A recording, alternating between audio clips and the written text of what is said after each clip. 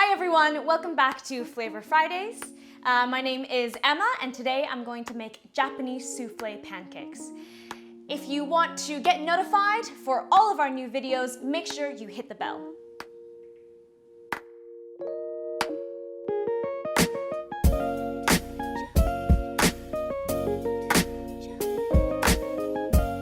So I'm sure you've seen these Japanese soufflé pancakes on the interwebs. On the interwebs! Woo! They're very trendy, but they're not just trendy, they're actually very delicious as well. And I'm gonna show you exactly how to make them. There are a few tricks along the way to get really delicious and fluffy Japanese pancakes, and I'll show you how to do that. The first thing we're going to do is we're going to separate our eggs, the yolks and the whites. So I'm going to crack my egg into a larger bowl. So the whites are going into the larger bowl and the yolks are going into the slightly smaller one. Make sure your bowl with the egg whites is really nice and clean, otherwise your egg whites will not whip up into a meringue. Also make sure that there are no egg yolks in the egg whites, otherwise that will also prevent you from getting a really nice whipped meringue. Now into the egg yolks, we're going to add our vanilla extract. We'll add our milk. We're going to gently whisk this together. And then we're going to sift in the dry ingredients. So that is the baking powder and the plain flour.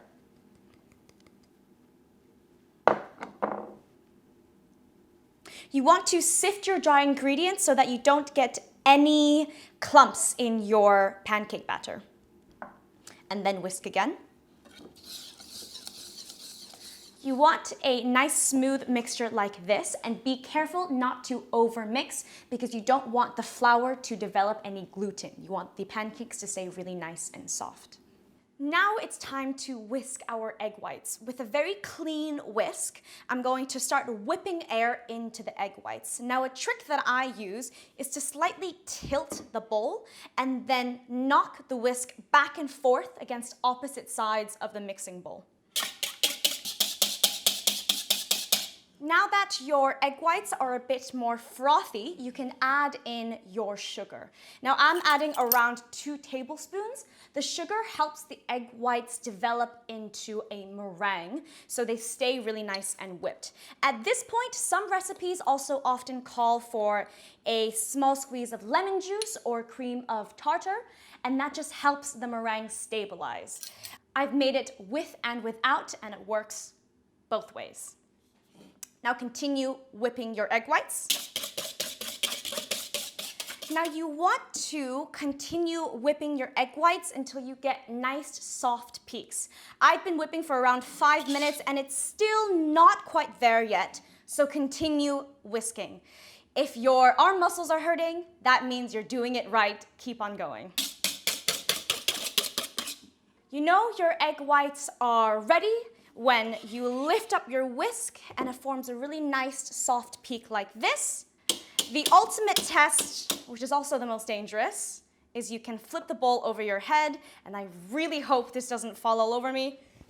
Yep, it's good, it's done. That's the ultimate test. Now you can mix the egg whites and the egg yolks together.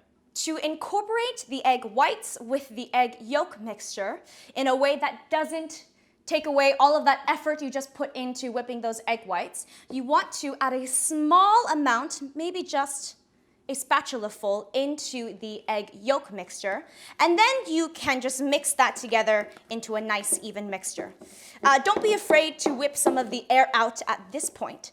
What this step does is it slightly lightens out the egg yolk mixture, so it's not as heavy when you mix it in with the egg whites. Now, a funny story, when I was in pastry school, because I'm not the tallest person in the world, the countertops were maybe this high when I was whisking things like egg whites or whipped cream, and my teachers actually gave me a stool to stand on so that it'd be easier for me to whisk everything together. Okay, so now that I've added the egg yolks to the egg yolk mixture, I'm going to very slowly fold in this mixture in with the egg whites. So I do that by adding the egg yolks into one side of the bowl. Now when you fold in the egg whites, you want to swipe your spatula all around the sides of the bowl and then cut through the middle. So swipe along the sides, cut through the middle. Swipe along the sides, cut through the middle. This way you keep all of the air and the egg whites, but you're still mixing the two different batters together. Take your time, do not rush.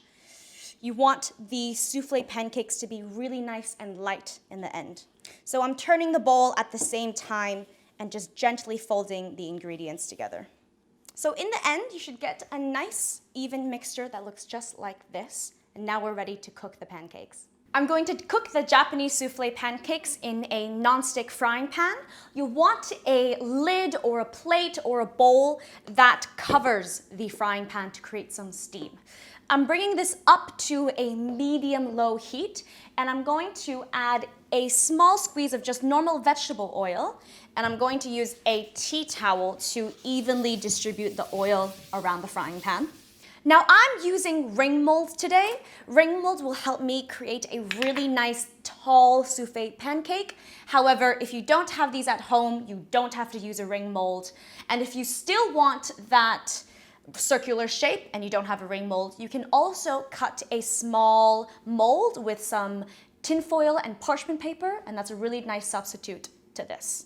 So on a medium-low heat, I'm going to spoon in my mixture. Be very gentle when you add the mixture into the frying pan because, again, you don't want to lose any of the air that you added into the batter.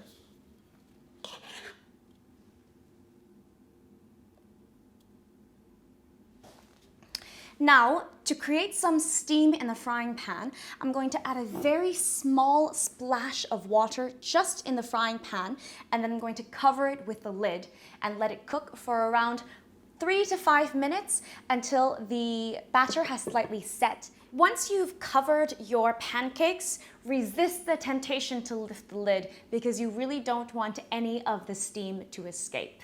Some variations on the Japanese soufflé pancake that you'll find in Japan is sometimes they add matcha powder or other flavorings like boba in them. They go wild. They add all different types of toppings. And in Japan, sweets like Japanese soufflé pancake or even crepes are really popular. You'll see a lot of different street stalls in Japan that sell crepes that are filled with Nutella and bananas, whipped cream, strawberries, all different types of fillings. So I've lifted up the lid and now I'm checking on the bottom of my pancakes. Be very gentle and watch out, the ring molds are quite hot. You want to very gently loosen the bottom with a spatula. And if it wrinkles or if it moves around slightly, no big deal. And then flip it over, just like that. If you haven't got a lid that fits, then a really nice trick is to use another frying pan as your lid. Once you flip them over, you want to cover it with the same frying pan or a steam basket lid and let it cook for another 3 minutes. So after another 3 minutes, I've lifted the frying pan. As you can see, one of them collapsed. Now that's because I wasn't careful enough when I flipped them from the first side. I slightly tore the bottom of the pancake. So learn from me, pay attention, be very careful when you flip the pancake over. And now I'm going to plate up.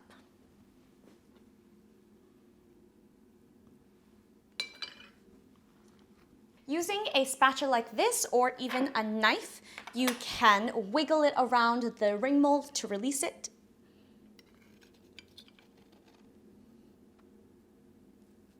So time for the final touches. I've got some whipped cream, I've got some berries like blueberries and strawberries, I've got a bit of icing sugar, and I'm also going to add a bit of honey. So, going to add my strawberries on the side, my blueberries as well. I'll add my whipped cream. Nice generous dollop. I'll add a little bit of icing sugar. And then a drizzle of honey as well.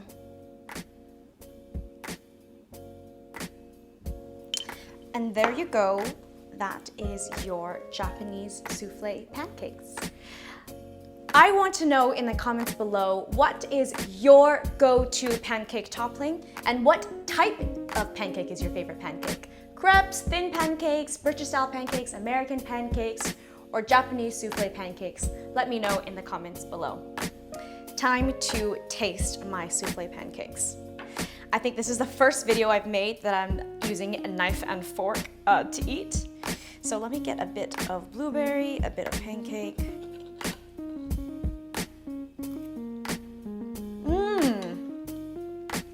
They're so soft and pillowy and light and very eggy as well, different to your normal style pancake.